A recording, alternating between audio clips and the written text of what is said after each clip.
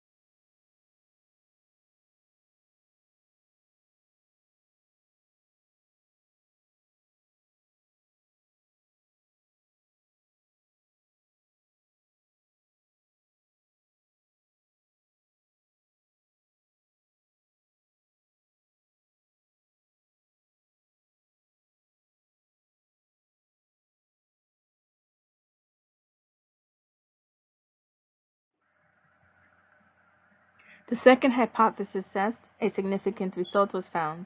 The following regression was conducted. Variables include dependent variable savings and independent variables income. The null hypothesis, the regression coefficient b is 0. The alternative hypothesis, the regression coefficient is b equals non-zero. A simple linear regression was conducted to determine whether we can predict an individual's savings by knowing their income. A significant regression was found. B equals to 0.91, R squared equals to 0.82, p-value is equal to 0.000. Thus, we reject the null hypothesis.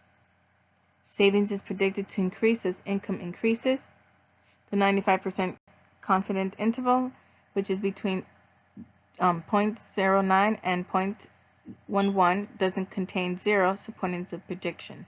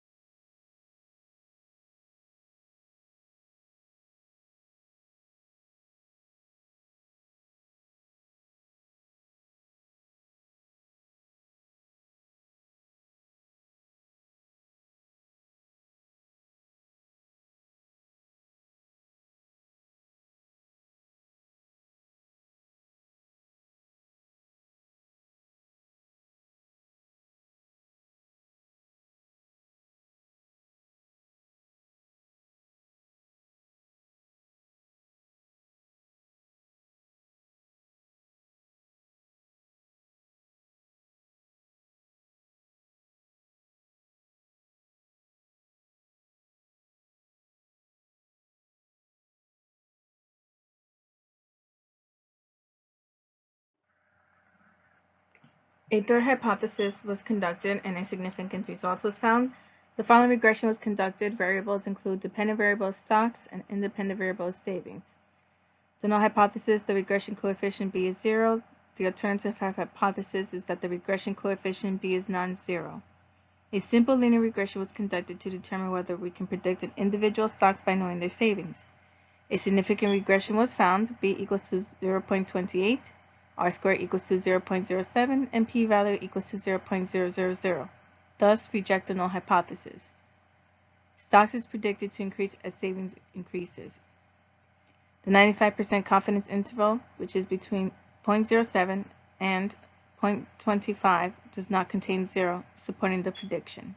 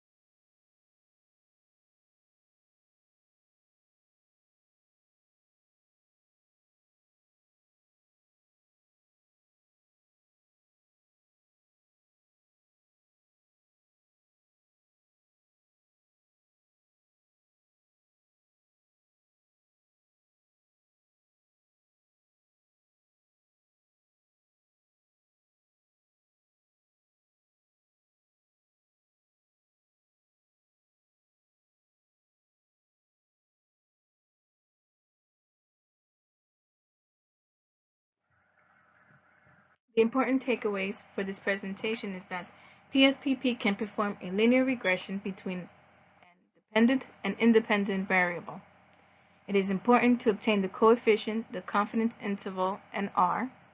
The hypothesis regression testing is that the null hypothesis regression coefficient B is 0, and the alternative hypothesis is that the regression coefficient B is non-zero. It is also important to know that 95% confidence interval not containing 0 supports the prediction.